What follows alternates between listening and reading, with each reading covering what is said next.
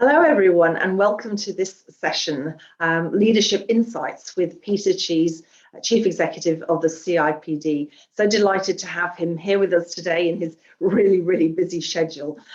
Just a few housekeeping points before we start the session. I think you all know now where the Q&A is, so don't hesitate to put your questions in. Peter will be delighted to answer them. Also, remember this is being recorded, so if you want to come back and listen again, it'll be available later today on demand. Don't forget also to use the discussion forum to discuss any of the points that come up in this session further, and do get engaged on social media, and the hashtag, of course, is ACTFTT. But we're only a short period now, we only have a short period of time now with Peter, so I'd like to jump into the session, which is around digital and other transformation in the new world of work, a reference to Peter's recently published book on the topic.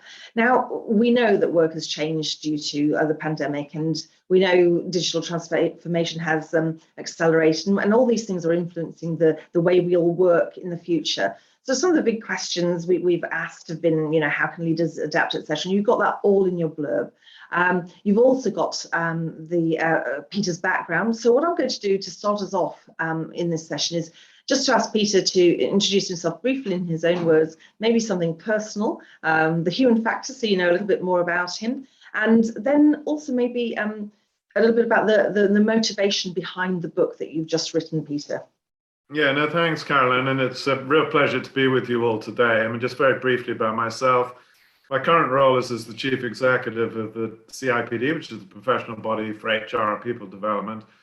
And I've done that for about 8 years now. I had a long career in consulting, worked at Accenture, and over this last sort of 20 years or so, I've been very engaged in all the changing dynamics, if you will, in the world of work, worked with organizations around the world, and really seen the emergence of even the debate about what the future of work is becoming much more of a popular agenda as well as a business agenda. And that's been accelerated, as you said, Caroline, even through the pandemic.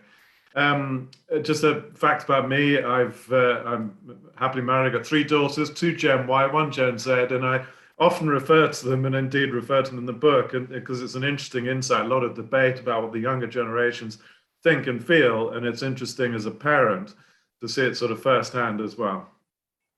Absolutely. Yes, I've got a couple at home that span those 2 generations, and yeah, fascinating seeing how their world is very different from maybe mine at the same age growing up. And now your book looks, of course, at the future of the workplace, as we said, gives a lot of context, whether it be the 4 industrial revolutions humankind has experienced that you mentioned in the book, the shifts between global, local and glocal, all the issues around short-termism and risk averseness of companies. But on the other hand, you talk about the positive impact of COVID, diversity and inclusion, etc. And you've got a key focus on technology, of course, in amongst all this. Can you tell us a little bit about the key conclusions you've drawn in your book and from your research, without giving the whole game away, of course, because we all want to read your book, in terms of what leaders need to think about today? Yeah, and I mean, a great summary, Caroline, of the issues. I mean, as I said, I've worked in this space for a long time and met many interesting people from all sorts of, regulatory, political, technological, social and demographic change, all these other things. And that's what I was really trying to do with work. And what I always think about when I think about the future of work and talk about it is all these different things going on and how they come together to shape a future of work. And of course, in terms of the solutions to it all, I'm not here to tell you, nobody can tell you exactly what the future of work is going to look like. There's a quote I often use, which is, it's hard to make predictions, particularly about the future. And of course, the reality is that we are in very uncertain times, a lot of things that are changing. And as you described briefly there, Caroline, I mean, you can almost look at it as a sort of pestle thing. So you've got a lot of political and geopolitical change, economic change, social change, technological change, legal and environmental, and let's not forget environmental because of all the things and what that means in terms of responsible business. So what I try to drive towards therefore in terms of what it means for organizations and leaders is to work much more from principles, to work from this idea of what is a responsible business, to think about the ideas which have become much more emergent in recent years of so-called multi-stakeholder capitalism. In other words, that we are not just accountable to our financial stakeholder. And of course, the financial stakeholder is important. But I go back to people like Milton Friedman, the Nobel Prize-winning economist in the 1970s, who said that the sole purpose of business was to make money. And he saw that the sole stakeholder of the business, therefore, was the financial stakeholder. I think things have really changed, although in reality, that did drive, in my experience, the next 40 or 50 years of business thinking. We are now in a different era, and the pandemic's accelerated that, and as indeed as the environmental crisis, of this idea of, as I said, responsible business, and therefore leaders seeing that they need to think about all their stakeholders. So yes, the financial stakeholder, but their employees and their workforce is a critical stakeholder. Our customers and our suppliers and our responsibility to them and how we treat and support them. The communities of which we are all part as businesses, and I think never has that been more important when we look across our country or other countries about our engagement with local communities and supporting inclusion agendas and those sorts of ideas. And of course, our responsibilities, I've already said, to the environment as a stakeholder of every business. And that's a big shift. I think what we're struggling with now is, well, how would we know? What are the things that we should be measuring? And hence the emergence of things like ESG and how we understand those. And as I talk to, as indeed I do, lots of different investors and asset management houses and so forth, they're talking more about ESG, but we still don't have all the right measures, and particularly around the S part, the social part. So what we understand of our people, our organizations, our cultures, how far we are really progressing on inclusion agendas and well-being and all those things, which we know are so fundamentally important, not just to successful business and sustainable business, but also, as I said, to being responsible businesses. So these are the kind of spaces which as leaders we need to understand so much better.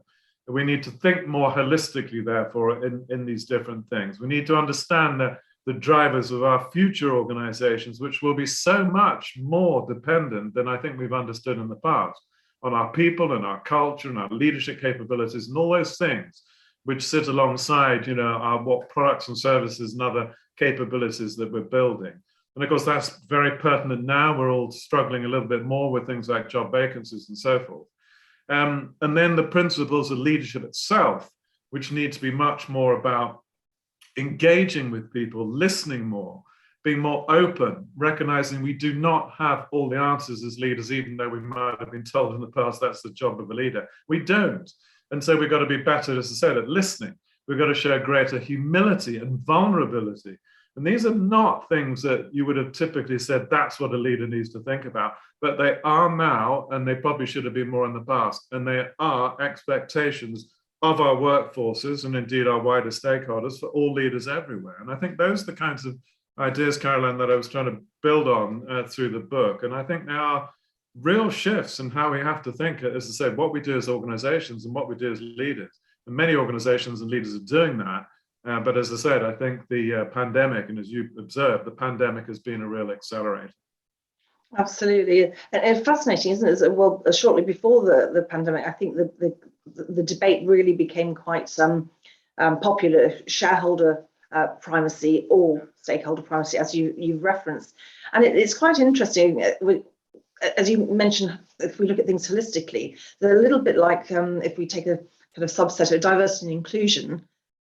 The statistics show, the research shows that a more diverse board, a more diverse executive team creates greater innovation, greater growth, etc. So I find it interesting because I think, and reading between the lines, so to speak, what we're saying here is stakeholder primacy. It's not necessarily primacy because actually, if you get your stakeholders right, you're going to get your bottom line right, which will be good for the shareholder. So it's not an either or, which sometimes I think people, I don't know if you've got any comments on that, Peter, because I think sometimes people see it as a choice, and I think it's all, as you say, it's a holistic matter. Yes, absolutely. I mean, it's that great phrase, which I think I'm trying to remember who it was attributed to. It might have been FDR or something like that, that said, doing well by doing good. And I think it's absolutely right. I mean, we've obsessed for a very long time about financial metrics, productivity, and things like that. And yet we're not always measuring the right things. There's another great quote, which I always use, which came from Albert Einstein, that said that not everything that counts is counted, and not everything that we do count counts. So that's so true, and it's so true in the world of business. And of course, we measure lots of things through our financial lenses and financial metrics. Of course, they're important, as I said. But actually, if you look at corporate value today, market value of publicly quoted companies, pick your ratio, but it's something like 20% of what is market value can be caught through the tangible measures that we report on in financial metrics and the like. And the rest of it comes through things like trust and reputation, our brand, our workforce, and all the cultural dynamics, and all those things that we talked about. So you're right. What we have to do now is to work harder in what we are measuring and understanding the value drivers. And we all have a collective role in this. The things that really drive the right business outcomes, of which productivity can be one, but it's not the only one. I mean, the quality of service we deliver, there's so many other things. And I debate a lot the subject of whether productivity is a good measure. It'll apply in some ways, but it's not the only measure of a business outcome. So yes, our ability to connect these ideas and show that the evidential base that says if we are looking, for example, after the well-being of our workforce, that actually does drive good business outcomes. Now, at a sort of gut level, you'd say, yes, of course. I mean, if we look after the well-being of our people, then hopefully they will be more productive, they will be less absent or whatever. And sickness, absence, and stress at work indeed have been growing in the last 20 years or so, which is a bit scary when you think, we were trying to improve how we work. And hence, again, through the pandemic, well-being has become a very big subject. So yes, we do need to work more collectively on what's the evidence base, what are the things we should be measuring, how do we then report them and be more transparent on these things? Because as I said before, that's what people are expecting, whether it's through ESG measures or other things. That is what people are expecting. And I think we have a very shared agenda between our professional communities on that, between what ACT represents across the finance and accounting professions, between the profession that I support and represent, the HR and so forth. This is a very shared agenda, which I think ultimately we need in order to sustain the things which we know are important. But as I said before, going back to Einstein's quote, if we're not counting the right things, and if you believe, as I tend to, that what gets measured gets done, then we won't always be able to sustain these things. And it's that quote. It's just brought up a memory for me from my Unilever days. And I remember we were looking at reporting and discovering we had tens of thousands of financial reports that nobody had the time to even look at. And we rationalised those, but it just reminded me of that. Now, Peter, of course, you spent a lot of time researching the book. Clearly, when you read it, that comes through very strongly. And we maybe have COVID to thank for that you had the time to do it. But could you tell us, as you were doing your research, were there any real eye-openers or surprises that caught your attention? I think there were many, Caroline, but as I said, I've had the great fortune of working for a long time in this sort of wider space, meeting a lot of people. I think the things that I suppose are surprising but terrifying in equal measure is the more you look at the advances of technology, particularly around artificial intelligence and machine learning, in many ways the scarier it gets, because there's stuff going on in the labs and in the workshops of the big tech companies that's being applied in various ways, which few people understand. And I go back, as you may gather, I rather like quotes and how people think about these things. But Stephen Hawking and indeed Elon Musk both have said, so two from very different perspectives, have both said that artificial intelligence could yet be the greatest threat that mankind's invented. Because the more that we see machine learning, it's, they are learning, as you can understand from the phraseology, they are machines that learn. And a very good example is around machines that play games, so chess. I've met Garry Kasparov, who you may well recall as the world chess champion, was first beaten by a computer back in the 1990s, at least a decade before anybody thought that would be possible. But the machine that he was beaten by, it was IBM's Big Blue, they just captured all the games of chess that had ever been played, and every move that Kasparov made, it would just go through all this sort of probability stuff and figure out that was the best move. Well, that wasn't really an intelligent machine. It was a powerful machine, but it wasn't really intelligent. Whereas now, the modern machines, DeepMind and others, are very much about you put in the rules of the game, in this case, the rules of chess, and then the machine figures out the moves. It's not being told what the moves are, it's just being told the rules, and then it learns. And it learns what are the best moves to make. And if you listen to people like Eric Asproff, he said, what is extraordinary when you see that going on is chess-playing computers now will do moves that humans have not thought of before. Now that's fascinating at one level, but scary, as I said, at another. So that's certainly a space I find really intriguing. And then, of course, the related question to all of that is to say, how do we control this more? How do we understand how AI is being used ethically? And I think we have a long way to go. I mean, without putting too fine a point on it, you watch people like Mark Zuckerberg in front of the House of Commons Select Committees or Senate committees in the US, you think they're just running rings around the regulators and politicians. We have a long way to go in how we understand and what we need to regulate. So that brings it back to us as business leaders and business people to say, all right, let's make sure in our businesses we are understanding how we're using these technologies, that we're using them in ways which are good for people, and enhancing and supporting how they work, not working against them or using technology to spy on them or all these other things which we know technology is very adept at and is happening now. And it's all those things that I think I find fascinating and intriguing, but scary in equal measure. Yeah, it is absolutely fascinating, and that's a really interesting example, the chess. And thinking of that world with greater technology, and thank you, I see some questions coming in, so I will come to those in just a moment. But thinking about that technology and jobs changing, etc., over time, but also thinking about people changing and those younger generations you've already referenced. I've often heard it said that that they're looking at how they want to work, not what they want to work. So it's not so much the job, it's the style of life and potentially flexibility. What are your thoughts on that and what leaders need to think about in terms of attracting, retaining that younger generation and making the workplace suitable for them? Yeah, a really important point, Caroline. I mean, the younger generation, so Gen Y in particular, really emerged on the scene in the sort of early 90s, coming into the workforce. And I remember talking to business leaders a lot at that time, and they'd ask me a question. They'd say, what is the problem with Gen Y? And honestly, I had that question many times, and I said, well, first of all, what do you think the problem is? And then we'll get on to why that might have happened. And what they were articulating was a generation coming into the workplace who were asking a lot of questions. In fact, Generation Y was not just been written as the letter Y, it's been written as WHY. And they would start with questions like, what is or why do you exist as an organization? What is your purpose? And of course, that's been strongly resonated again through the pandemic. A lot more questions people are asking about purposeful organizations. What is the purpose of your business? Again, to go back to the multi-stakeholder idea, beyond just making money. And it was that younger generation that was really challenging us. And I think you look at corporate social responsibility agendas that began to emerge in the late 90s and noughties, very much driven by that younger generation. And incidentally, I get onto the second question with them as well, which is, so why do you think they think like this? And I say, have you got children of that generation? And they say, oh, yeah. And then I say, well, what do you think we've done as a generation to that generation to make them think in these ways? And of course, we've empowered them more. We've told them they can ask questions. We've told them they shouldn't take things for granted. We've educated them in that way, and we've parented in that way. So we shouldn't be surprised.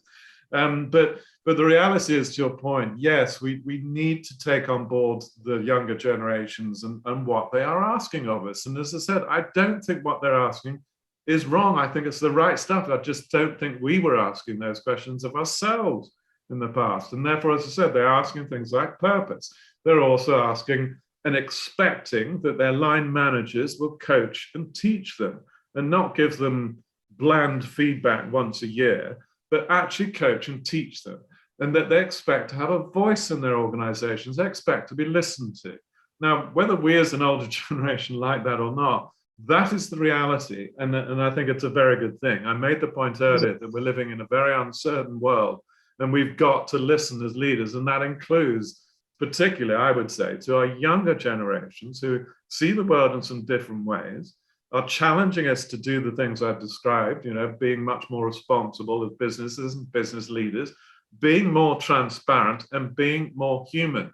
So going back to the idea I said of leaders and being more vulnerable and greater humility. Those are things that our younger workforces expect to see of us. And now with this sort of virtual world, they're looking into our homes and saying, oh, well, that looked very nice, or I could see your children and your cat or a photo in the background. These are ways in which we're engaging paradoxically in more human ways. And as I said, I think these are the sorts of things that the younger generation are really expecting of us.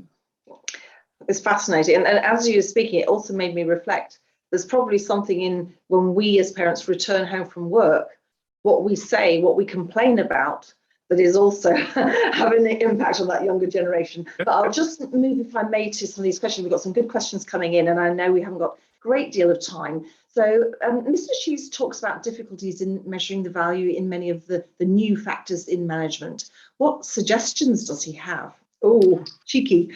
Yeah, no, it's a really, really good question, a very important point. I mean, a lot of us are working on these sorts of ideas. So go back to the ESG point and S. So, okay, so there are quantitative and qualitative metrics in all of this. And it's very important to understand there are both those. And I'll give you another little anecdote, which I use a lot, which is, I remember once being asked by the CEO, it wasn't that long ago, who said to me, the trouble is with HR. And I thought, oh yeah, here we go.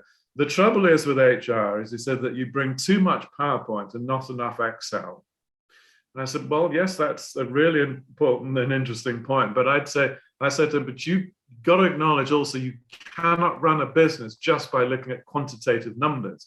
If I take a good example, culture, we're all talking about culture. We're working very closely with the FRC on it. What are the things that we can understand and more consistently measure? So as I said, you've got quantitative measures you can look at. So we should be reporting, for example, and understanding the diversity of our workforces. We have been demanded by regulators to do more of this. And we've got gender pay gap reporting. I think ethnic pay gap reporting is going to come. We've got things like CEO pay ratio reporting we have to do.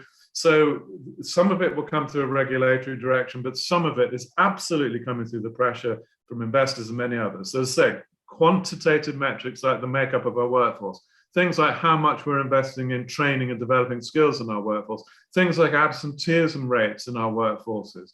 So there are many, or open positions in terms of recruitment. There are many quantitative things we can and should be capturing, and I would increasingly advocate that we understand and report those things. And then you've got more of the qualitative things, which is, of course, about things like, what does it feel like working here? Am I likely to stay here? Do I think I'm being listened to? Is my well-being looked after? What's the lived experience like? And does the organization walk the talk in terms of the values that it espouses? And those are all the kinds of measures that we're all seeking to now gain a better understanding. I just spent the last 2 hours on a call with a whole group of organizations talking about well-being and what is it that we need to measure around well-being. It's such an important outcome of business in terms of driving good outcomes like productivity and so forth, but also societally. And there are ways you can measure these things. So we're on a journey, and I've given you some examples. And I think, as I said, I think this is a collective discussion because we need the different professions to come together on this debate and also encourage our organizations that we're all part of and support to be more transparent on what they are doing. Even if we don't have a perfect set of metrics, people are demanding more of that transparency. Absolutely. And you mentioned culture in there. And interestingly, an ex-member of our advisory panel who moved on to our council, Thomas Davies, he was a senior guy in Google, and he has set up his own company, Temporal, and that's what it does. It measures culture. So here we've got the technology coming together with what we might call the softer side, or the behavioural and well-being and cultural side of things. So absolutely fascinating. I'm going to move on to the next question now. I think you've covered off quite a bit of this, but maybe if you'd like to just add any further points, because this question is, what skills does Peter think leaders and managers need to brush up on or learn in the new world of work? Yeah, no, it's a good one too. I mean, very broadly, I think it's sort of, you could call it people skills, you could call it a variety of things of that nature, but it's often the soft skills. I mean, so to give you some sort of evidential base for this, there have been lots of surveys on leadership in the past, and I quote a number of them in the book, but one that's always intrigued me, and I've seen all sorts of iterations of it, is what are you looking for in a leader? And I typically talk about 3 dimensions. So competence, integrity, and benevolence. Now, competence, yeah, you kind of expect that, but a lot of people say, look, I presume that the person wouldn't have been, it's maybe a presumption in some cases, but I presume the person would not be promoted to be a line manager or leader of any kind if they weren't competent. Integrity, therefore, has become more and more important in recent years. This idea of walking the talk, living the values, being true to your word. And people absolutely demand that. And a little side note alongside the integrity idea is that when you look at corporate values, because some of these, of course, get expressed in corporate values, integrity is the most quoted corporate value. And you sort of think, well, do I really need to say that? Shouldn't that just be what we do anyway? Why do we need to call it out? But the fact is, it speaks to what we are recognizing a lot more now, is that we are not always acting with integrity. We're not always true to our words, either as leaders or as organizations. But the third dimension, which I think is really interesting, is this one of benevolence. It's also talked about as compassion. So I think amongst the skills which you might regard as newer skills that are being demanded of leaders is this idea of compassion. Now, that doesn't just mean that I'm a nice person all the time. I mean, we still have to make sure that we are putting the right demands on our people and so forth, but it is demonstrating that we have empathy and understanding of where people are, where stress may be too much, where we as leaders may be absolutely the source of that stress. And understanding things like, which are difficult for us to understand as leaders, because it's not how we thought before, around when we think about inclusion, which is very linked to some of these ideas, that inclusion comes from equality and equity. And we have so long used the mantra in business of the idea of, well, my job as a leader is to make a level playing field. Everybody else at the same chance, level playing field. The reality there is we're not starting from a level playing field.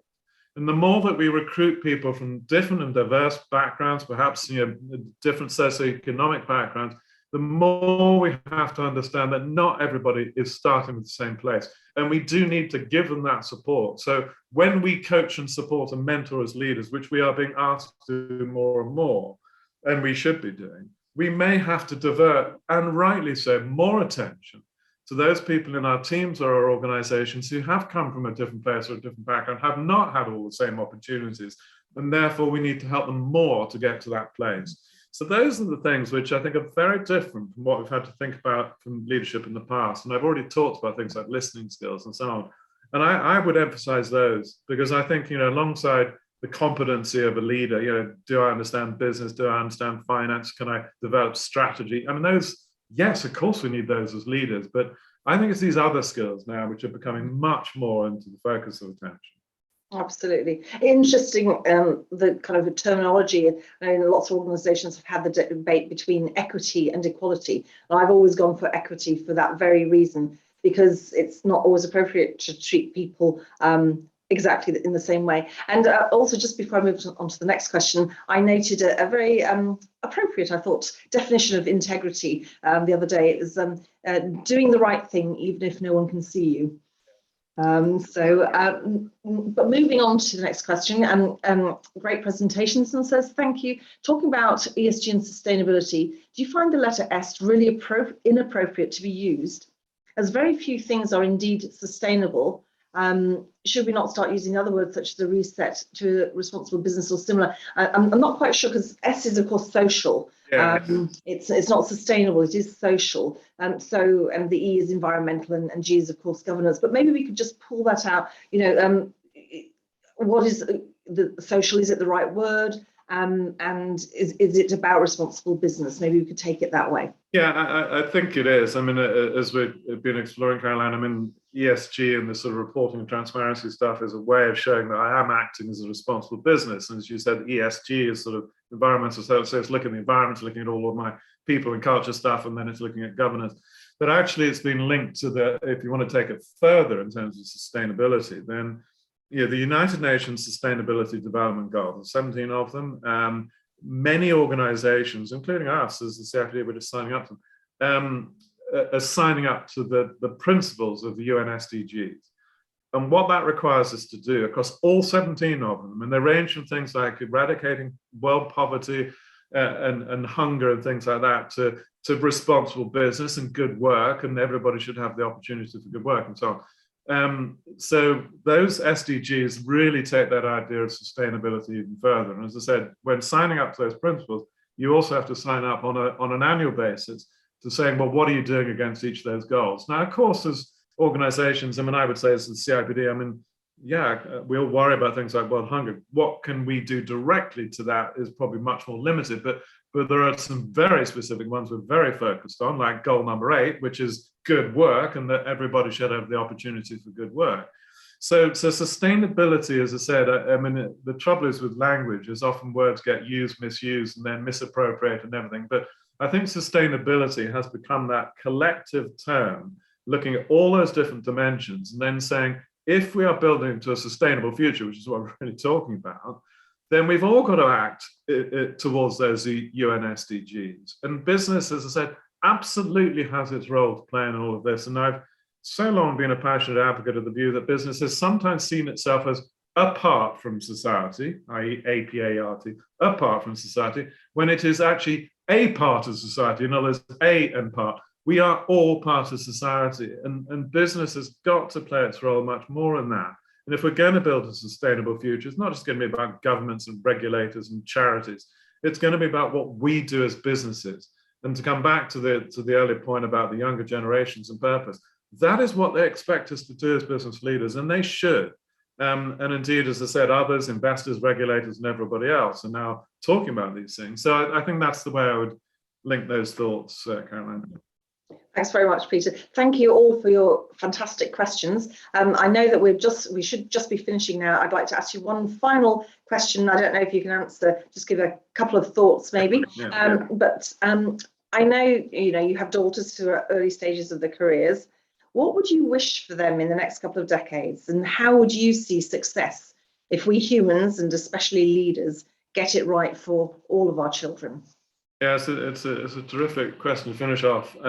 I finished the book somewhat on that theme, and I picked up on a survey a while ago from something called the Centre for Aging Better, and asked all these people who'd retired from work to say, what did they most miss from work? And of course, I usually don't disclose the results. I ask the audience the questions, but people will say things like, well, the purpose and structure and income and things like that. And of course, they're all on the list. But the number one thing by some considerable margin was absolutely nothing at all. And you think, oh my goodness, I spent the majority of my life working, and I'm now telling you that there is nothing that I miss from all of that. I think for the younger generation, what I hope is that we will create work that is good for all, that gives people the opportunity to do things that are meaningful, to develop their talents and skills, to help them be better people, if you will, and engage them productively. And I'm not saying we haven't done that in previous generations, but I think we've got a lot of things we have to address, a lot of which we've already covered in the last half an hour. So that's what I would hope, and that therefore their work is meaningful, it's making a difference, and it's good for them and their well-being. And now, whether that means we end up with 4-day working weeks or 3-day working weeks or whatever, I don't know. I think that may be part of it, because it's terrifying when you look at the trends in things like mental health and stress. We have to address those things. And I think we have a responsibility in our generation of leaders of stewardship, like every generation of leaders does. And we need to make sure that we are leaving things in a better place than when we found them. Absolutely. Well, thank you so much, Peter. I'm sorry, there's a question came in a little too late, but I'll see if we can maybe get it to you later, because it's a fascinating one about internal culture, if it doesn't match the external communication and what to do about that. But we might be able to get a few thoughts from you and put it on the discussion forum later. But thank you so much, Peter. I know you have to dash to another commitment. Thanks for being with us, and thanks to our audience. Thanks for those great questions. Do remember, you can watch this again on demand. Do go to the discussion forum to discuss further, and watch out for any further comments on this session. And also do complete the survey so we get your feedback on this session and also the whole event, and you may win a prize for doing so. So thanks again, Peter. As I say, it was just great to have the opportunity to talk to you and hear your insights today. Thank you.